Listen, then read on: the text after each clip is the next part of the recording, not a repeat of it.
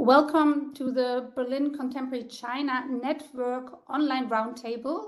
My name is Genia, Kostka, and it's my pleasure that we discuss today climate change fight in the context of rising global tensions.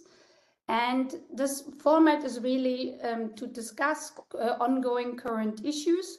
And today we have really great three speakers, and I will introduce them in a second. Just for like some housekeeping, please use the chat functions if you have any questions, but later you can also ask them in person, but any comments on chat are welcome. And now let's turn to our speakers. I will maybe start with Denise van der Kamp. And Denise, she's an associate professor at the School of Global Area Studies at the University of Oxford. She's an expert on comparative politics, political economy, and of course, environmental politics, the topic of today. And today she will actually talk about her new book, hopefully, called Clean Air at What Costs, which was just recently published by Cambridge University Press. So I think she really is known for her concepts on blunt regulations, and we will discuss this in depth today, and it's a great honor. So then we have Deborah Seligsohn. Deborah, she is assistant professor in the Department of Political Science at Villanova College of Arts in Philadelphia. And she also is an expert, surprise, on environmental politics, but also international relations and Chinese politics overall. And what I really, when I think about you, Deborah, I always think about, she's one of the few people who's not just an academic expert, but you also really bring in the policy expertise, because Deborah worked prior also for the US State Department and with the World Resource Institute. So also, Deborah, great to have you. And then finally, but not last, we have Kai Wegrich. He's the Dean of Faculty of Research and Professor of Public Administration and Public Policy at the Hertie School. And he is actually a political scientist with research interests in executive politics, regulation, and public sector reforms. He really published wonderful insights on the policy cycle. I always tell my students to go to the handbook, the Wegrich handbook on the policy cycle, and it is really a wonderful piece. So Kai, very happy to have you on board as well. So we start with each of the great speakers on giving an opening statement, and then we will have some guided questions, and then also hopefully a good discussion with the audience. So on that note, maybe we start. Deborah, can I hand over to you? So what is your insights on climate change at the moment in the context of global tensions? So I think we're at a very interesting moment, because it should be good for working together on climate, because we're finally in a situation, really for the first time, where Europe, the United States, and China all have solid climate policies. And yet global tensions are making that very difficult. I think the atmosphere in Washington is really not good. And there's a tendency to sort of see the negative in everything coming out of China. And so I think what I always say to the United States, but I think this is true for Europe as well, is we now each have really solid climate policies. They're very different from each other, and we have to respect the fact that they're not going to operate in the same way. I mean, what really is effective in the United States is essentially a set of subsidies embedded in the Inflation Reduction Act. And I think subsidies are a very smart way to go given our political system, because it's basically tax credits. And while the Republicans may take over the government at some point, they don't generally raise taxes. So those are much more likely to be stable than any other form of regulation that we would have at this moment in time. The Chinese have difficulty with understanding how much reduction we're going to get, because basically you have to look at models to get it, because the goals are not really, Biden has stated 2030 and 2050 goals, but they're not actually tied to the legislation. But there are excellent models suggesting that what we have now is 80% of the way there, which is a huge jump over previous efforts. So I think we're in good shape, but similarly, the United States is looking at China, and the rhetoric has, I feel like it hasn't changed in 15 years. It's still, well, we don't know what they're doing, blah, blah, blah. And let me tell you, having just been in China for 3 months, they are doing so much. And most of it is not in their international commitments. And I think, and my understanding from the people who were at Sharm el-Sheikh is the Chinese were not very eager to add commitments. I think part of that is because with relations with the US so poor, they don't feel a huge amount of pressure to add to their international commitments. But what I saw was a transportation system that is being completely electrified, which is a really exciting step toward serious use of renewable energy. And China has an electrified transportation system that is much more integrated and complex than anybody else's in the world, because it isn't a focus just on automobiles. It is, they now have 2/3 of the high-speed rail electrified. They have 45 subway systems. They have electric vehicles doing most of the intra-city delivery. So even though they're still using, big diesel trucks like everybody else for intercity shipping, those then get offloaded onto little mini electric trucks for delivery in the city, which is huge for both reducing urban air pollution and for reducing the carbon footprint. And then, of course, they have 300 million electric scooters. And one of the things I particularly like about that is that's clearly a model that's going to be important for the rest of the developing world, that people want private transportation. They're not only going to use public transportation. And if we look at New Delhi or Hanoi or Nairobi, you need to have a low-cost, clean transport for private, and that's right now it's all two-stroke scooters in most of those cities, and to get it to be electric is going to be extraordinary. China has more than 3 million. The Indians have a big program and they have 1 million. So it really is an area where the Chinese are leading. But the Chinese are also doing a tremendous amount on heavy industry, and I think that often gets lost. I went to a seminar that had 38,000 people online to talk about decarbonizing steel, cement, glass, etc. And it included local government officials from the big polluting provinces. It included the big industry associations. There's just people feel the pressure in a way I've never seen before. So in terms of the domestics, Chinese see decarbonization as the future. And, just in the last couple of weeks, we've seen big articles in the New York Times and Washington Post about how Chinese buyers are now mainly buying domestic cars because those are the electric ones, that China has become just absolutely the world's leader on pump storage, which is going to be huge for actually integrating renewables in the grid. So everybody has to do more and has to do more faster. But I actually think that a lot of what's happening in China, people are really not focusing on, in part because nobody's been there in 3 years.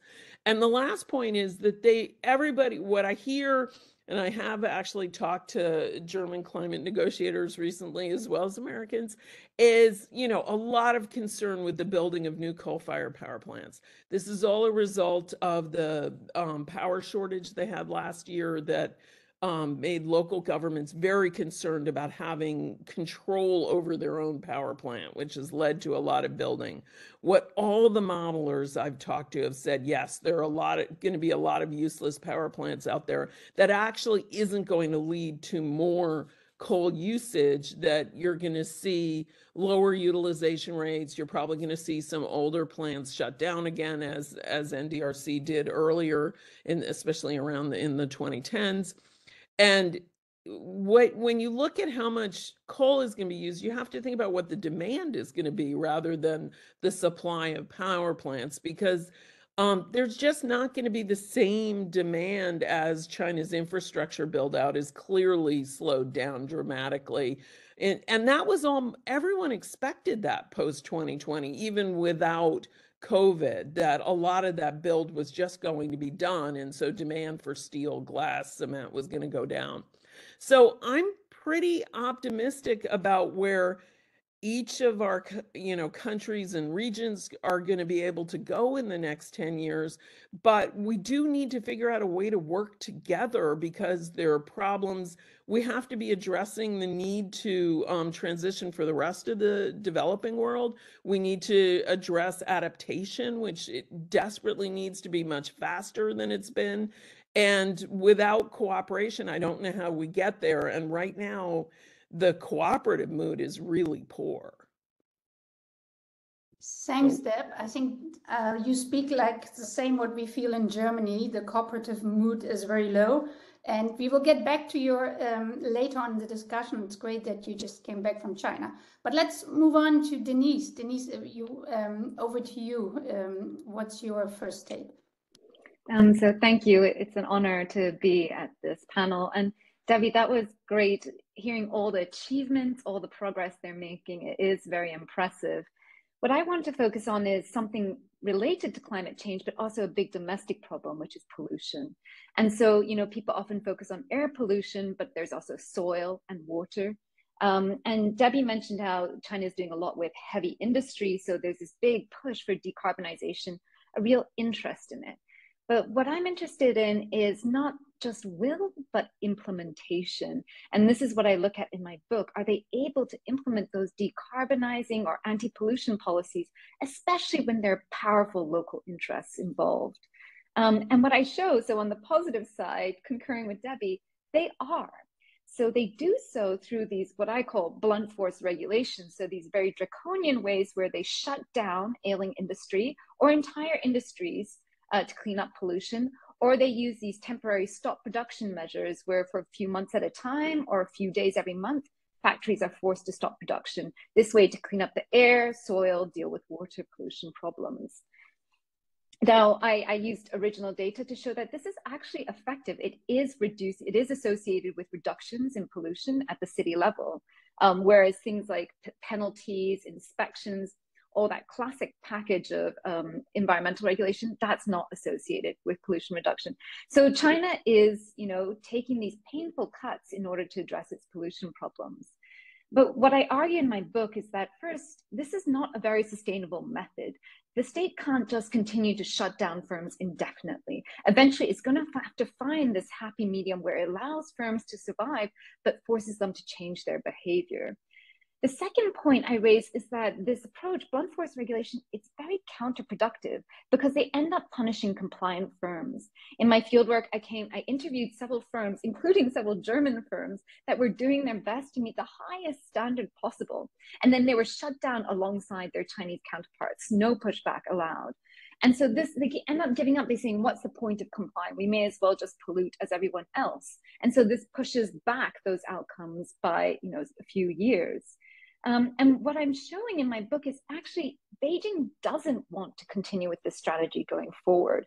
Beijing actually does want to push for more institutionalized, stable pollution regulation, much like what you would see in Germany or OECD countries, where they, develop well-resourced regulators, very strong laws, which are then implemented in very stable methods. So through things like inspections and penalties that nudge polluters to change their behavior, convince them that it's more costly to keep polluting in the end. And they've invested so much in building up this more, I call it institutionalized regulation, building up institutionalized regulation in China. But they find, at least in the period I look at in my book, so until about the mid-2010s, that they weren't able to reduce pollution through those methods because they couldn't get local officials to implement those laws in the first place. And that's because it came back to the same trade-off between environment and growth. For a long time, local officials have been rewarded overwhelmingly for delivering high growth rates. To make that sudden switch and say, okay, now it's about the environment, that conflicts with a whole incentive structure, promotion structure, also collusive relationships in the local economy that cause problems but keep the economy thriving. So you can't unwind that overnight. And so that's why we see, even though Beijing had a real emphasis on a more institutionalized approach, it wasn't able to push it through. And that's why it resorted to this much more draconian measure of shutting down firms. So what I'm doing with this book is pushing back at that narrative of authoritarian efficiency. So a lot of media reports looking at these shutdowns were saying, well, that's brutal, but it's so effective. You know, look, in China, they can just shut down companies en masse when they're too polluting. Whereas in America, we have to go through this legislative process. We have to deal with tricky presidents. You know, it's very hard. We wish we had China's powers. I'm showing that this is actually a suboptimal outcome, something that China itself does not want to continue with. But what I will say is, in the last 5 years or so since I've wrapped up writing this book, there have been noticeable changes in how China approaches environmental implementation. So I'm pointing out 4 key things. So first, we have much better data gathering, especially through this continuous emissions monitoring system.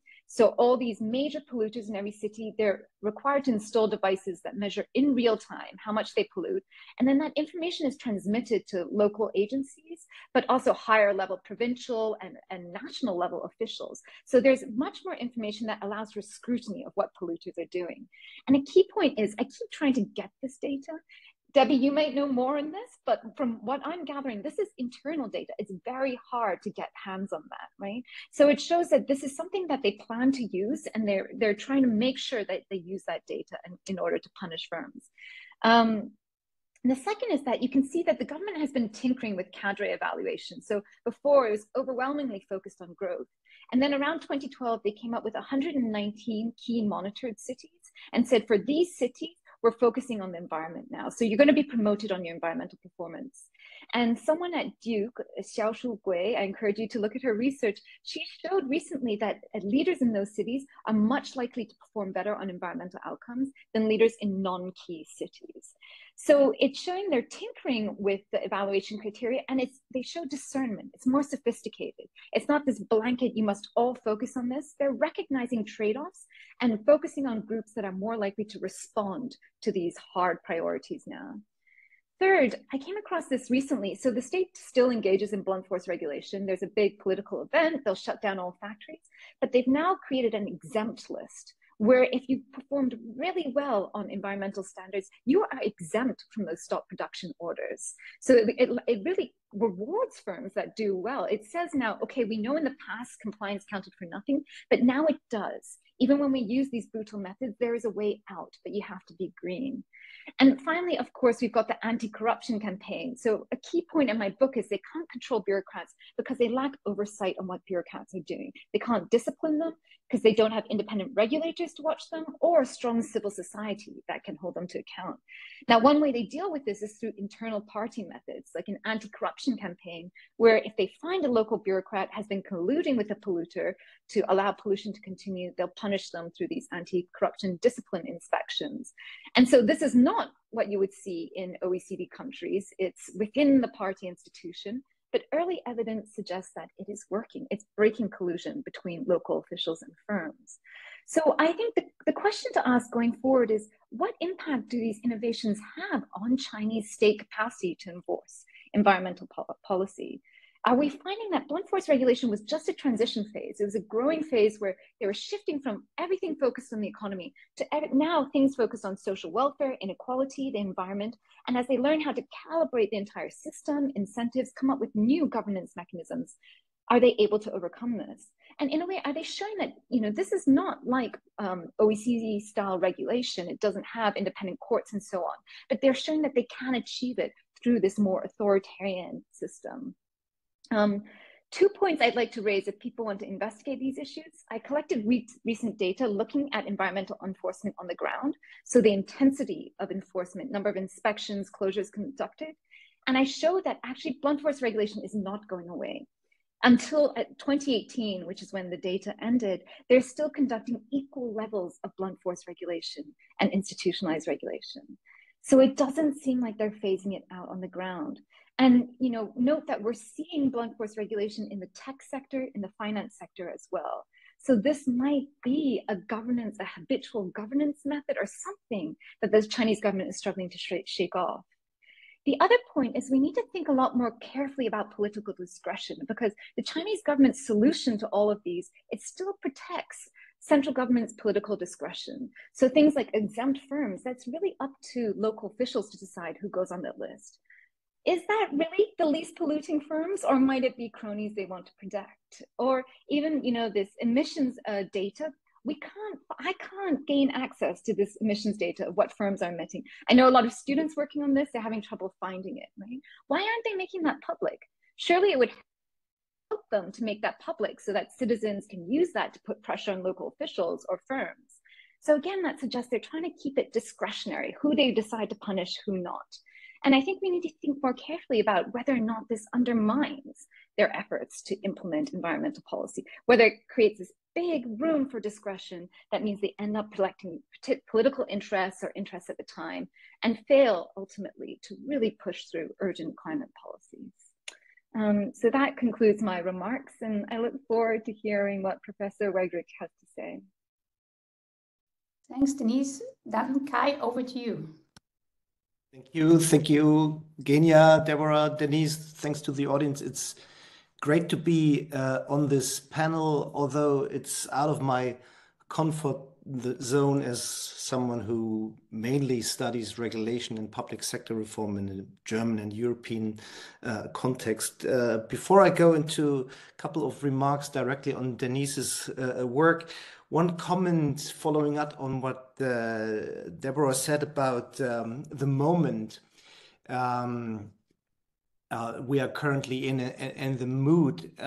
If we talk about the global situation, it would be interesting to include Latin America and in particular Brazil in that perspective, because there is kind of a window of opportunity which might be closing soon after Lula took office in Brazil and made a very strong commitment towards protection of the rainforest, and there are new declarations of indigenous regions, indigenous lands for protection now, and I think there are a very strong signal, in particular from the US, to support Brazil in that endeavor would be very good. Also because they are kind of,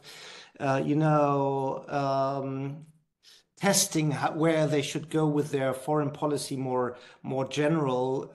And Europe is occupied with the war, so that falls on the US, and the window for that might be closing depending on how things develop politically in the US very soon. So in terms of global tensions, these regions and the window of opportunity should be included in the picture. So now a little bit on Denise's work, and I've got the book here. I think I was invited to this panel as a fanboy, and I am, and I love the work. And it's if you're interested in China or regulation or public policy in general, it's just so interesting and well crafted research that I get excited about it. And what really got me excited when I first read about the concept, I think it was an article that Denise wrote a couple of years ago, is that it is that this diagnosis of blunt force regulation, at least for a while, being a strong predominant mode of environmental policy implementation, that it runs counter to anything that the literature suggests one should do in regulation. And when reading about it first time, I was almost afraid that the diagnosis, the analysis results in, well, that's not in line with what OECD-based research and recommendations say one should do, but it works. So in the book, and also today, I'm kind of glad to hear, well, it only works to some extent, and at the end of the day, it's creating a lot of follow-up problems, which actually then confirm some of the insights and benefits of a more institutionalized approach. So the first thing is this surprising diagnosis. And the second surprise is why it's used. Why resorting to blunt force regulation? And the explanation is, well, it's not from a position of strength, but it's because of some weaknesses in the Chinese system. And that weakness has something to do with the relationship between upper and lower levels and the limited capacity to control the local bureaucrats and also their incentives. So it's, for someone who is not a China scholar at all, this is a surprising diagnosis, and it's a surprising diagnosis even if we zoom out of the Chinese context, that particularly tough measures are usually not done when one is in a very strong institutional position. It is done when one is in a very strong political position, but has not the institutional means to be more targeted. And that, for me, is a general lesson that one can also transfer to other contexts. My third point is that the book is actually kind of a mirror image of literature we see emerging on other world regions in environmental policy enforcement and other enforcement issues. There we have also capacity limits, and we have a political interest at play, but usually it results in under-enforcement. So we have the concept of forbearance by Alicia Holland. Carla Hummel wrote a similarly fantastic book about the organization of street vending markets in Latin American countries and cities. And there usually politicians, extend benefits to some groups by under enforcing, because they cannot have more institutionalized means of providing these benefits. So it's a different outcome, but it's kind of different sides of the same coin, which result from, broadly speaking, a bureaucratic weakness. When we then think of our or my own country and region and think, well, what has been said about Germany or Europe more widely? Well, then one has to admit there's simply not that good research about that. Yeah, there would be an abundance of cases. I mean, maybe some of you remember the scandal in the meatpacking industry during COVID in Germany, where it became obvious that there is zero enforcement of labor and workplace and safety regulations. And it's kind of quite obvious why there is no enforcement. It's a combination of capacity and a lack of representation of these workers in the political realm. No one really cares about them, and the political connections and power of the owner of these meatpacking companies. And there are other issues and scandals where we see under enforcement for political and bureaucratic reasons, but there are no studies on them. And finally, well, would we also see issues of over enforcement for political reasons or political / bureaucratic weaknesses reasons? We don't know, because we don't see that, because our lenses are not attuned to look at over enforcement. The only area I can come up with is, targeting NGOs and other actors in countries subject to democratic backsliding in Europe, and maybe to some extent, at least during the Trump days, in the US as well. So for me, there are a lot of things to think about and to consider. And basically, the book confirms my mantra about public policy and implementation, which is actors and institutions matter more than policy design or instruments.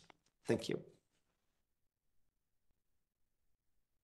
Thank you so much, all three of you. I think we have lots to discuss now. And let me first continue with this concept, just because we're just in the middle of discussion on blunt regulation. And Kai, I liked what you said, it's out of a position of weakness. And Denise, you mentioned it's a second best choice. So I just want to ask a little bit more generally. Do you think this is, is blunt regulation? Have you seen this in other authoritarian contexts? is this, how really big, widespread is this? And then out of position of weakness, I'm interested actually more in a pragmatic way. So what needs to be really done so that you don't do this kind of over enforcement ad hoc response to very important issues? And we all know, just to say China should have better institutions. I mean, this sounds a bit more like World Bank talk. So yes, just this is maybe my intro questions. So whoever wants to start, go ahead. Yes, Deborah, go ahead.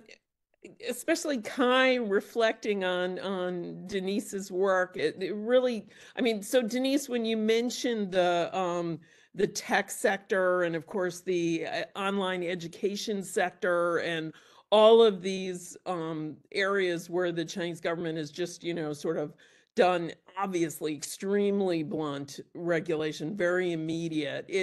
You're clearly talking about a model that is much wider than just environment. So I think that's an important contribution. And having lived through some of the COVID regulations in China, that was an extremely blunt instrument, when they just go and put chains on the doors of a entryway to a building. That's like as blunt as you can get, right?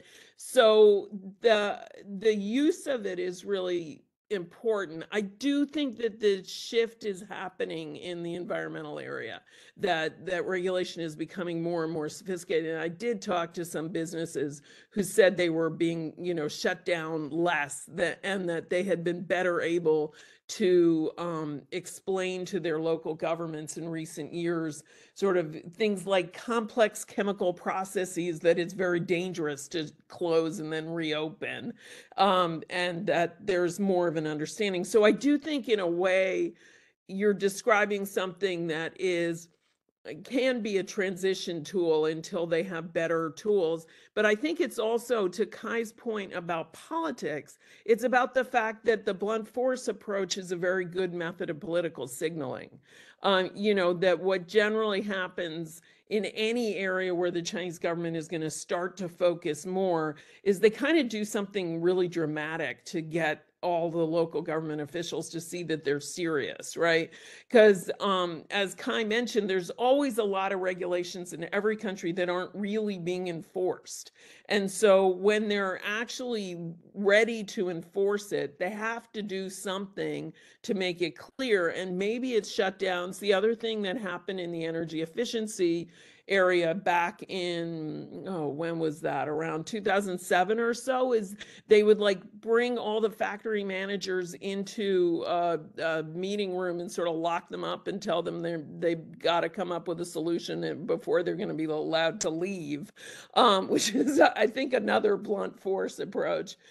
So, and then the idea that this exists elsewhere, I mean, Kai talking about the street vendors made me think, I mean, even in Western countries, we have these times when cities suddenly, grab all the street vendors who are, unlicensed off streets, and they tend to do it that way rather than on a regular weekly basis, right? So I think the blunt force contribution also probably is wider than just China, although I think because of the way political signaling works in China, it's probably more prevalent there than elsewhere. Thank you all for these really great questions. And Debbie, your points on China in answer to Kai, really on point. I will say, again, when you're asking about comparative examples, so Debbie pointed out a few in other sectors. In my book, in the final comparative chapter, I also discuss examples from other countries. So one recent example was in the Philippines, where then President Duterte, he decided that there was too much pollution in the tourist island of Boracay. And his way of dealing with it was just shutting down Boracay for 6 months. And it was a really, important, lucrative tourist destination, destroyed, tourism in that area for 6 months. He didn't care. That was the only solution to pollution. And when I look at the case, it's the same origins as the China problem, that there was this local collusion between local officials and big business there, and refused to implement environmental policies over a long period of time. Duterte kept signaling enough, and finally just decided with this blunt approach. I also saw examples so Debbie pointed out in the West or in developed countries, you would see this. I would say the early COVID policies in the UK, for instance, were a form of blunt force regulation. We don't know how to track and trace. We don't know what this is. So everyone just stay at home, the most like clumsy way to deal with a problem because they don't have that nimbleness and capacity to do otherwise. But I think those examples draw out two key points. One is that in China, so it's a combination of will. There has to be political will, as Kai pointed out, at the top. And then you have to have the authority to suppress pushback to this, right? So maybe laid off workers in China's case, or angry businesses and local officials, they have that coercive power. In the West, they didn't. We got pushback against these brutal COVID policies. We got cases filed in the court against it, and eventually they had to tone that down. So I would say that when you have that will times coercive capacity combination, it will be more extensive and wider scale than everywhere. So that's what makes China's case more unique. But I don't think as a policy tool or as a reaction from those in power, I don't think this is unique to China. I think it's something we've seen throughout history. It's something that powerful politicians often fall back on when they don't have that institutional nimbleness to achieve outcomes otherwise. Genia, you asked if this was, what's the solution? Always the hardest question, right? We're good at diagnosing problems. It's harder to provide solutions. Better institutions, of course. But the question is, what do we mean by better institutions? Are we saying stronger courts, more transparency, more NGO participation, media watchdogs, all of that? Or are we saying that China falls back on the same institutions it's always had, but gets better at using its tools? So anti-corruption campaigns, use them properly instead of in a politicized manner, or disciplinary inspections through the party, or even these environmental inspection campaigns, use them in a more let's say a targeted way that's actually trying to fix the problem rather than protect political interests.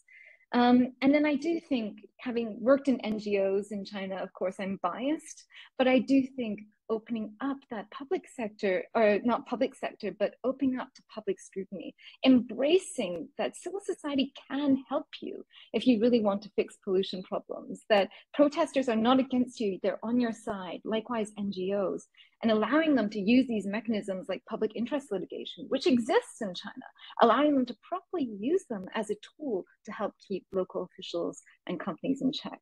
So not necessarily better institutions, but opening up that space for more targeted, systemized punishment of non-compliance rather than a highly politicized version.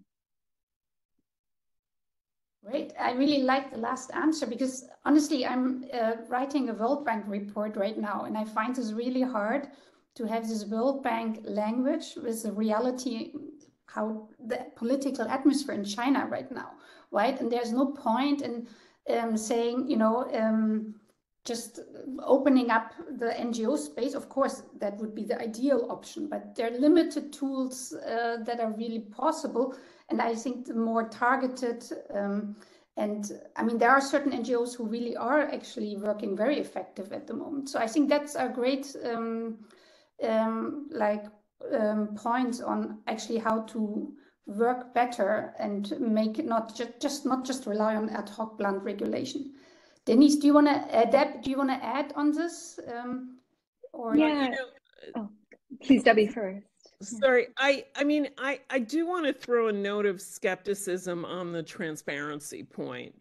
And that goes back to the paper that I did with you in that special issue quite a while ago, is the problem. I mean, it's not a democratic country, and people don't actually have control over what the government does. And what we showed was that a whole bunch of these transparency measures, you didn't actually see any difference in outcomes based on how transparent different provinces were. And when I went back and looked at sort of a really seminal World Bank paper from the 90s that was arguing for transparency in China, what I found was that their data wasn't really driven by whether the data was available to the public or not, but the fact that they had created a new metric that made industrial behavior more visible to government officials. that when government officials have good data, they do better than when they don't, which shouldn't be a huge shock. But provinces that made that available to the public and provinces that didn't, if they were using the new data, that's what made the actual difference. And so I think there's a tendency to think that there are sort of shortcuts or halfway measures to democracy. And I really don't think there are.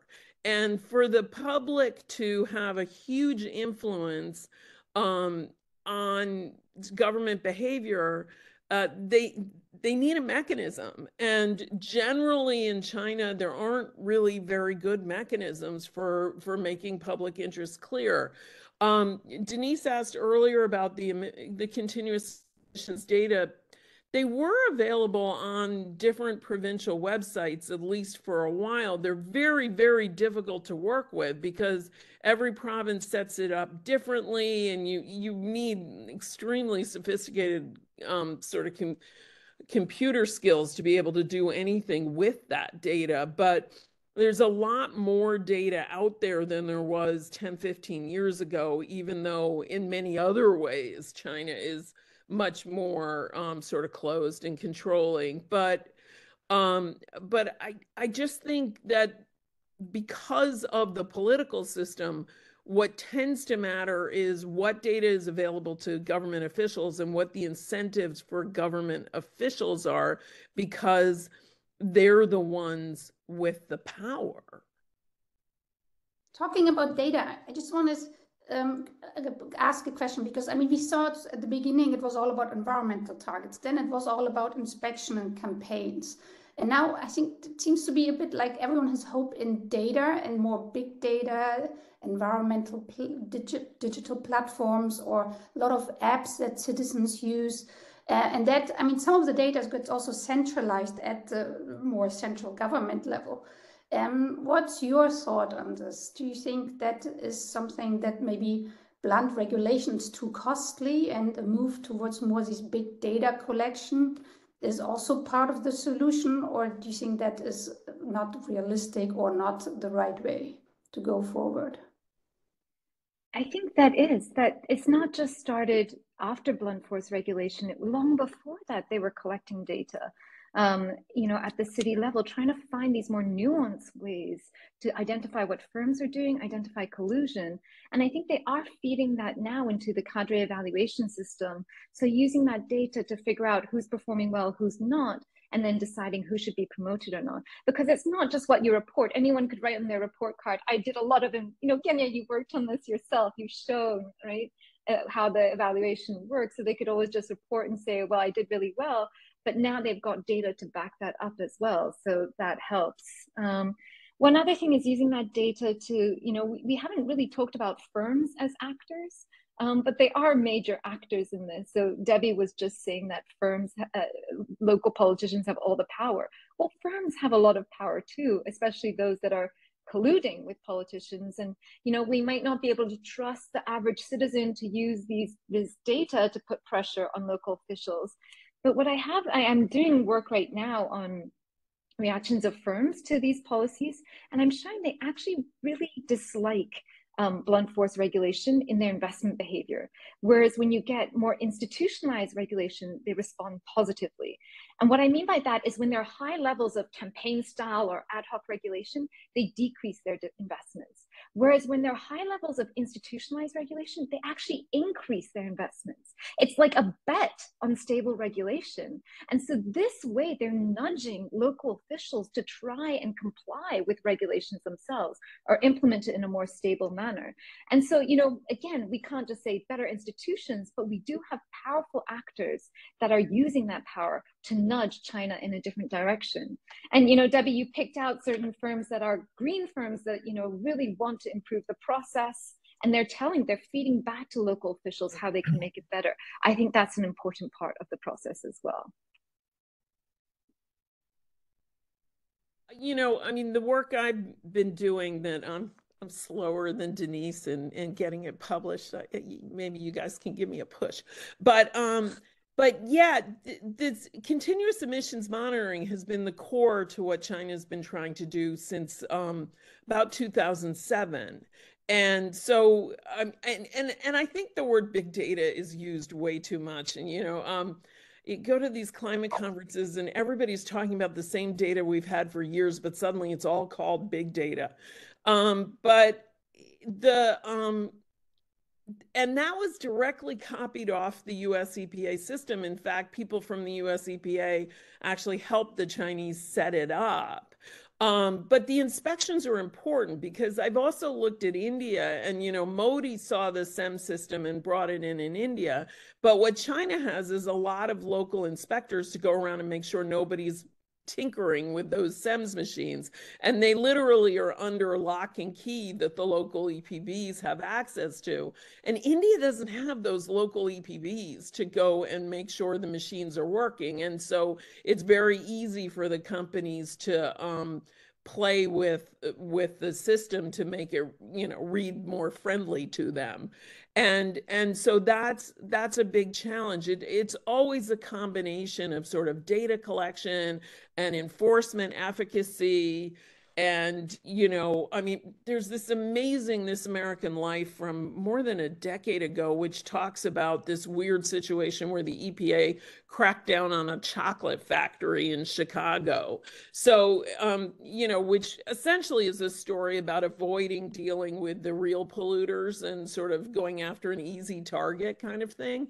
And so I think there's always, problems of politics involved everywhere in the world, but I don't see data as an alternative to regulation. Data is a tool for making regulation effective. And what's made the power sector particularly easy for the Chinese to regulate once they got serious about it was that they could tie the data into the way the firms were paid, because they're paid by the state grid, and they have one price if they have their SEMs on and it's clean, and they have a lower price if they're not working. So there's an incentive for the grid to not pay, and there's an incentive for the companies to insist on getting the extra payment. So it was a nice feedback loop. It's why it took much longer in cement and steel or whatever. And there, people really do say it's about political will, that they're feeling a lot of pressure from the top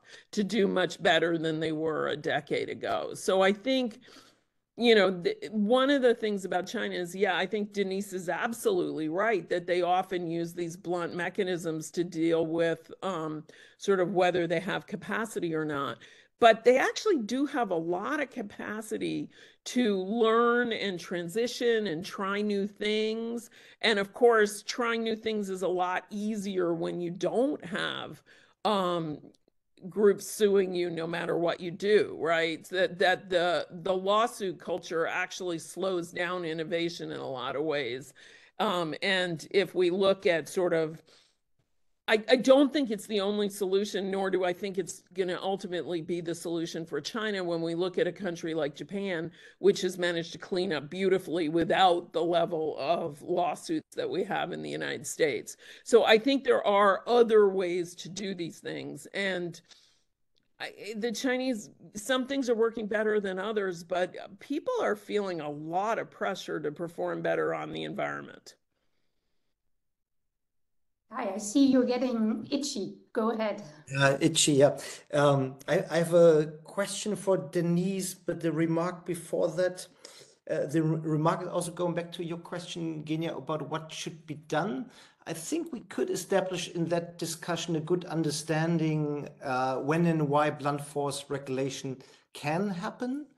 It requires political power, and the incentives to do so is when political power is combined with institutional weakness of some kind. And how this institutional weakness then looks and where the levers is to increase capacity in the institutions is very context specific. I like the part in the book of Denise where you talk about the authoritarian dilemma. Yeah, so they also don't want to make civil society too strong because they're just concerned that they will kind of blow up to some extent. So they kind of do this in a very controlled and hence not that effective version. So when these conditions are given, then blunt force regulation is easier than any more targeted or nuanced one. And this is why we saw it in OECD countries during the COVID, because the legitimacy was there to do it at that time. And if you look at some of the countries during COVID, there are kind of surprising things happen. Compliance levels in Italy with no mask wearing and also going out in general were way higher than in Germany, for example.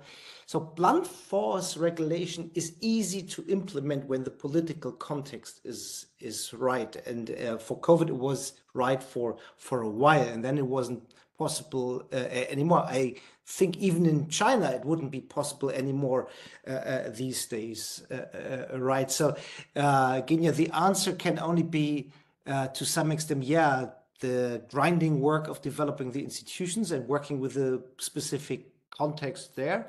But I mean, a milder version of blunt force regulation, which you could call campaign style enforcement, which is still following the rules and is not kind of completely indiscriminate towards the compliance behavior of targeted regulated entities, is something I think that could be considered in a more measured way to think about, at least for a World Bank report. I think that that could be done.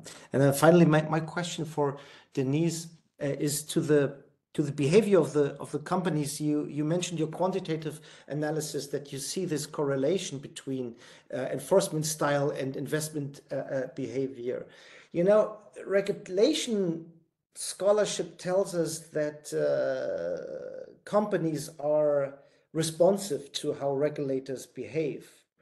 And in a rational world, regulators would have an incentive or should try to push regulated entities towards, you know, honest triers. They have a motivation to comply and know well about the rules, rather than to amoral calculators who would try to evade the rule if they can and find out everything about how they could.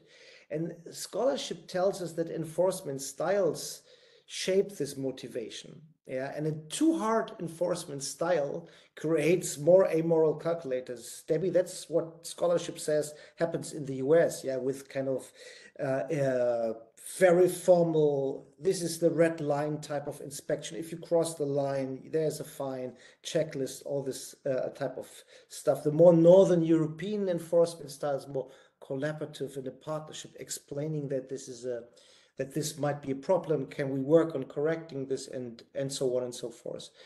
So the point is that once regulators have created by their enforcement behaviors amoral calculators, it's hard to turn them back. And that's the question, yeah? Is it, because it needs trust. You need to believe the regulators that they will not change their approach next time. So what you said earlier about this one company, then we can, or was it Debbie, then we can actually also pollute. That's the type of argument, right? So the question is, do you think that the companies, the firms will have enough trust to believe in a more measured way of enforcement, because it needs these two sides for a measured and institutional enforcement to work? So my answer to that is there's been a major change, which is the anti-corruption campaign, which has made these more corrupt approaches less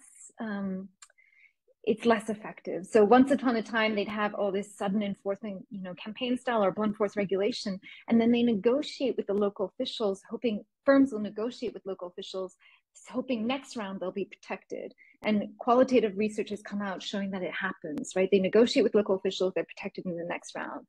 But in the interim, so starting in 2013, but really ratcheting up since 2015, we've got these anti-corruption campaigns where local officials are being punished precisely for that type of collusion. So where once firms didn't really feel the effect of campaign style regulation, now they feel it full force or feel it more intensively than they did before. And I think so, given that context, now they're struggling to find something where it can be more positive. They know that regulation is going to happen, it'll be harsh. And so they're saying, can we do it in a style that is more cooperative? And they see this more institutionalized regulation as a sign that the local governments are moving towards more cooperative style. So they're moving away from this more ad hoc, unpredictable, and towards more cooperative. And so that's why I think they're responding positively with their investment. Whereas when it comes to more campaign style, they respond negatively, because now that they know there's no quarter there, it's much harder to mitigate that through collusive relationships. I'm doing the analysis right now, seeing if before the campaigns, before the anti-corruption campaign, it was different. They were indifferent to both. And early signs suggest that is the case. So this change in their attitude to the two styles of regulation is really a response to how campaigns have, anti-corruption campaigns have cut out that collusive help that they got before. But yes, thank you for reminding me of that literature on cooperative regulation versus that it's more about the style, how the regulators interact with the firms rather than the institutions. That's something that might be important in what's going on. Yeah, Deborah. Just adding to that, I mean, so my sense of local government officials is like, even, 6, 7 years ago, if you went to one of the big polluting provinces in North China, Shanxi or Neimeng or something, the local officials were mostly talking about how they needed to help their companies avoid regulation. They tended to that they were very worried about their economy, and they were extremely worried about all these new regulations that are coming down the pike. And what I got the impression of this time from sort of where local government officials were participating and choosing to try to learn, especially in this heavy industry space, is that they feel like the demands from the center at this point are so clear that they have to help their companies meet regulations, that's the incentive. And that, of course, is something that we saw in the United States, right? That I remember having a conversation with Ohio Governor Richard Celeste, who was sort of the governor in the 90s who helped Ohio meet the Clean Air Act. And he was like, and I was like, how did you get people to do this? And he's like, well, the EPA had a hammer over our heads, right? So it was the fact that there was national regulation that forced the local government to say, okay, we have these industries, we don't want them to die, we've got to figure out a way to help them. And that would be a way that would not be corrupt or colluding, right? It's actually about helping them meet regulations. And so I think I'm hopeful that we're going to see more and more of that. And what was interesting to me is that I was hearing it on the climate side rather than just on the air pollution side. And of course, climate, pollution is not something that's visible to the local populace or to the government official who decides to do a study tour and sort of to come into inspection tour in your area. So it's more about looking at the data, right?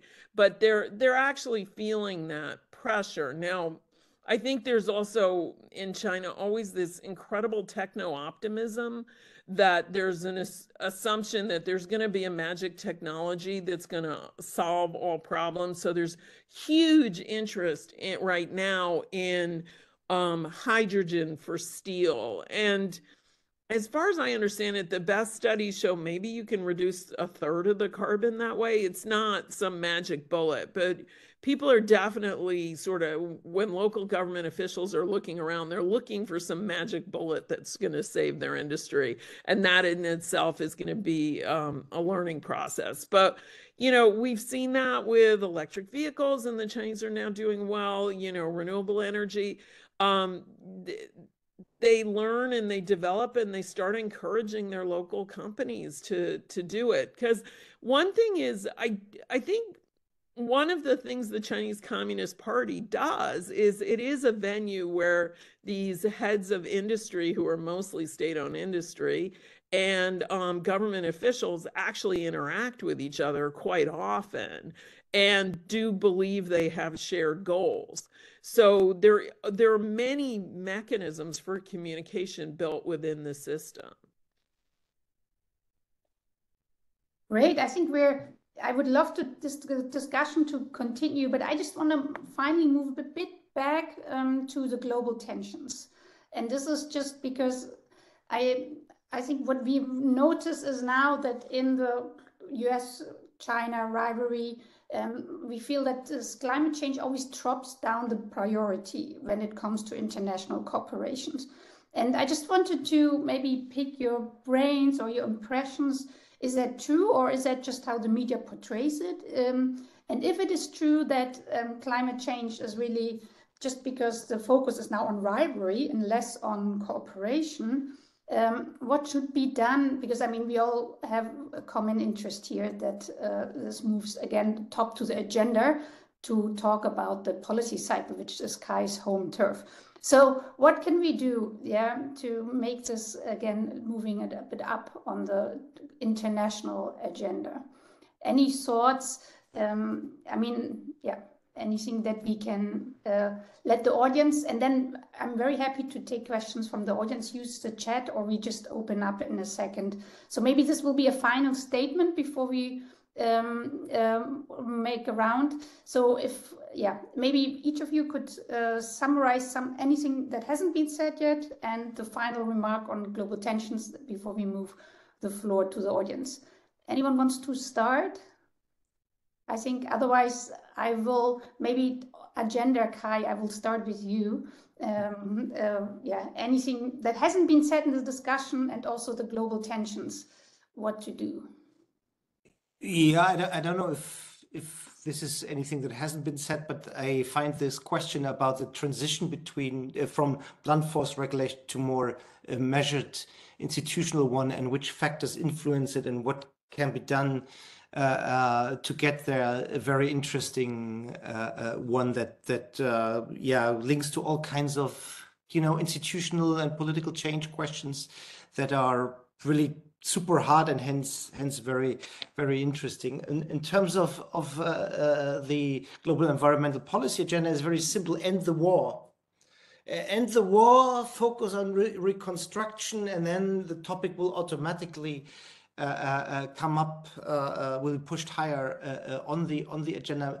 I think my hope, well, it's kind of not a good wording, but it's not my native language, so I don't have a better one. My hope with this war was that the energy implications of Russia's brutal invasion war and war crimes is that the security implications of relying too much on traditional external sources of energy, and that this would kind of really accelerate the transition process in Europe and elsewhere. But I see in Germany and Europe is that we are caught up in the political fallout of the war and the sense of a continuous or a succession of crises, so that it becomes ever more complicated politically to push an ambitious agenda, because most of the work is system maintenance these days. Yeah, so we have to work with the system continues to function, and that the shop has not been completely destroyed by rising polarization, and now we have we'll have the next wave of truth decay with AI, and big data is not only a potential solution, but also another problem when we think about the potential of AI there. So still, my hope is that when the war will end at some time, we'll already have learned something about quick transitions. Yeah, and by the way, one can learn a lot from Ukrainian universities of how to improvise solutions in a very, very difficult time, also technological solutions. And then that with the reconstruction effort, that at least, and now speaking more from a European perspective, with the reconstruction effort and the almost inevitable expansion of at least the NATO, maybe even some extent the European Union, the green perspective will be part of that reconstruction And then a lot of things will depend on the next US elections, and yeah, one can try to push the agenda in a campaign style, but it will be difficult. But I also see the window, and I said before that I think one has to win Brazil as an alliance, as an ally here in that push on the agenda. Thanks. Great, Kai. Thank you so much. We simply end the war. But that's really good additional comments. Deborah or Denise, who wants to go next? Otherwise, yeah, Denise, go ahead. So I'm not an IR expert, but one thing on this US-China rivalry is it's very clear that the depth of Chinese state ownership, the Chinese state's presence in the economy, that's contributing a lot to the rivalry, right? So the US sees that as a threat because it makes these companies more powerful, or the state's steerage mean it can achieve outcomes that China can't. I think one implication of my work is that the depth of Chinese presence in the state economy is not entirely, it is partly suboptimal. It's because they can't regulate these firms at arm's length, and so they have to enter and control it. Much like we see examples in Russia or Egypt where they would nationalize companies because they couldn't figure out how to regulate it. So one point I might take away from this is, instead of seeing that as a threat, recognize it as an incapacity, a weakness, and recognize that you need to work with the state in order to regulate better, rather than seeing it as a challenge. And that way you might not see your interests as so opposing. It's not a threat. It's something that's, you need to help China figure out. But improving regulation will also help it with improving environmental regulation, everything else going on there. Thank you, Denise. Fully agree. Deborah, last but not least, yours. So it's interesting to hear Kai's perspective, because I don't actually think from the US perspective that the war is that relevant to the US-China situation, at least unless China actually supplies weapons to Russia, and the US great intelligence reveal turned out to be all based on Russian intelligence, so we have no idea if the Chinese actually were thinking of selling weapons or just that the Russians hoped they would. So I think that would be a game changer and would make the relationship much, much worse.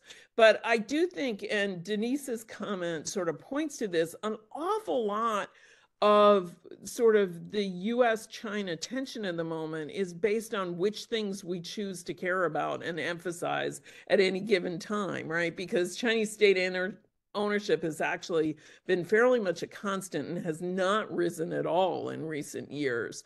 So the fact that we're suddenly so upset about it, and we weren't 15 years ago, we've just changed our attitudes. I think one of the big problems when we talk about US-China climate cooperation is there's still this idea that it's about sort of helping China address domestic climate policy. And I don't think they need that much help anymore, right? That the Chinese have their systems. They need to do more faster. We need to do more faster. Europe needs to do more faster. We all need to do more, but we all have our domestic systems. We all have technologies for most of what we need to do. I think we all need. So areas where we should be working together are the areas where we don't have good enough technology, which a lot of that is about methane control. And of course, reducing methane is the optimal way to decrease the risk of overshooting, right? That we may be able to keep to within 1.5 degrees by 2100, but are we going to be well above 1.5 in 2035 or 2040? A lot of the models say that's what's going to happen. And to do that, we've got to deal with the gases that are more forcing in the immediate time, as well as, of course, CO2, which lasts in the atmosphere for 1,000+ years, right?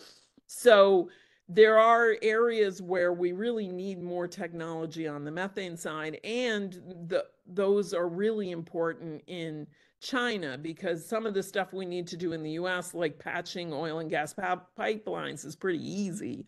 Some of the stuff the Chinese need to deal with, like coal bed and coal mine methane is actually much harder to deal with because it's just seeping up through the ground. And so we do need more work with each other, but it should be on sort of next gen technologies, not on stuff that's ready for market. And we need to cooperate with each other to address the developing world and their transition and their adaptation, because climate disasters are real, present now. They're not in the future. So what's going to help change that? I do see some pushback right now, especially sort of from academics and others in the US conversation, finally saying, wait a minute, just because we suggested that there were issues with China doesn't mean that a full-scale confrontation all the time is a good idea. So I think we're finally trying to see some leveling of the conversation. I worry that it's a little late, because the view in China was just one of absolute pessimism, that what people said to me was, what could we do that would actually make the US any happier with us, so why do anything? I mean, because if you frame the whole conversation in terms of autocracy versus democracy, I mean, China's not going to become a democracy anytime in the immediate future. Who knows what the long term is? And so we've got to work with the China that exists now. And also, when we say that, we kind of look ridiculous, because we're still working with Saudi Arabia. We use India as the sort of the alternative, and they're in a severe moment of democratic backsliding right now. We say human rights matter, but we worry about Uyghurs and we don't worry about Kashmiris. So I think getting a little more perspective would help, but I do worry that the Chinese are feeling just so frustrated at the moment that it's hard. But I will also say that in both environment, the EPA and the Environment Ministry, there's a lot of interest in cooperating more. So if we could get beyond the political issues and choose to do what we keep saying we want to do, which is recognize there's certain global issues where we should be cooperating, even if we have tensions in others, there's potential, but it's very difficult. Thank you, Deborah. But I hear potential. I'm an optimist, and I want to leave on a good note. And I do think it is important. I think environment is a very good field where actually cooperation is in everyone's interest. So we push this, and I fully agree. So thank you for your great contributions and really good discussion. And now I think we will open the floor for discussions. We will also stop the recording so that everyone feels they can turn on the camera and ask questions. So the audience, I think, feel free